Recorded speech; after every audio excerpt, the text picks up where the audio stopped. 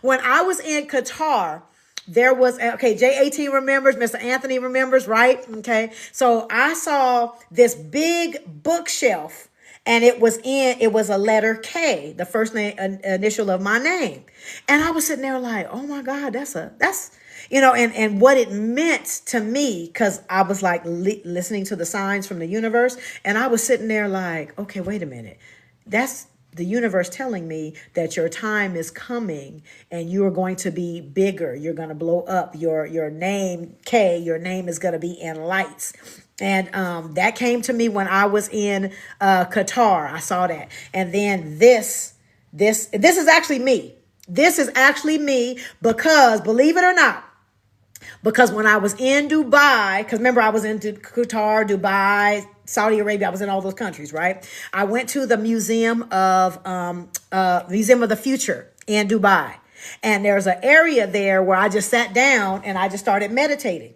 All right. Somebody took my picture while I was meditating. Now, mind you, I'm meditating. I ain't paying attention to nothing, nobody, people passing by. I'm not, whatever. Somebody took my picture while I was meditating. And then they sent it to me. And I was like, oh, wait a minute. If I take that picture of me meditating and make it a silhouette and then put show the brain and then the spinal column, because that's the whole purpose of the book, is to make sure everybody understands that when you're understanding money and your relationship with money, you have to understand how your brain and your body, your physically interact with money. Okay. Because I was teaching about how I had a client. I think I showed you this as well. Okay. He said, I still feel poor. Sometimes I'll get anxious about spending money. Sometimes I'm going to read it. Sometimes I get anxious about spending money just because something's expensive, like $500 for dinner. That's crazy to me. But then I go home and realize I made twice that while I was eating. Still, the poor mindset sticks with you even when you've made millions. Okay. So this is somebody who is literally going through it because, again, let me break down the part about the book, the whole idea for the book. The whole idea for the book, no matter if you're a woman or a man, all right, it says women on there, but it's for everybody.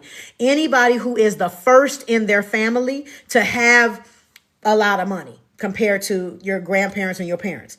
Anybody who is going through that, we have there's a lot of psychology that we inherit because we're the first.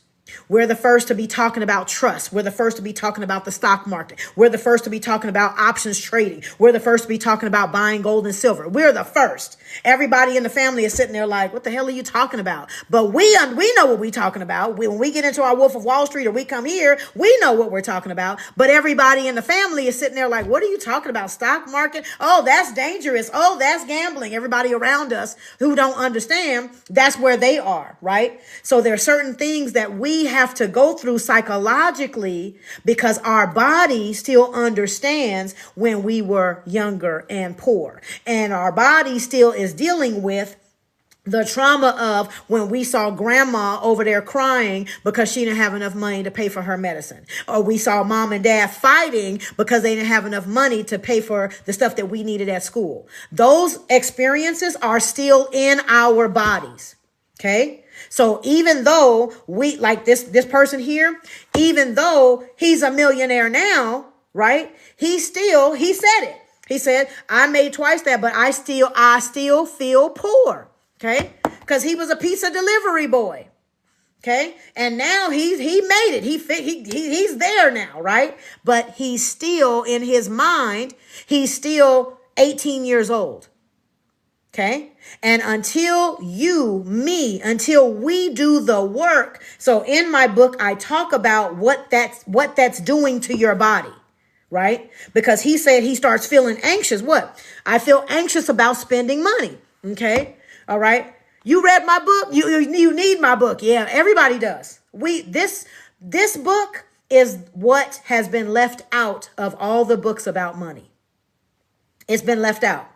Oh, thank you. I appreciate that. This understanding. So not only do I talk about what's happening in the brain, because I studied the brain when I was at UCLA, not only do I talk about what's happening in the brain, then I tell you this is how you deal with it. This is how you move to the point where you cure all the things that are happening. Okay. It's a thing. It really is. Right. So, and it's not just women. It's not just black women. It's not just white. It's everybody who is the first in their family to have money.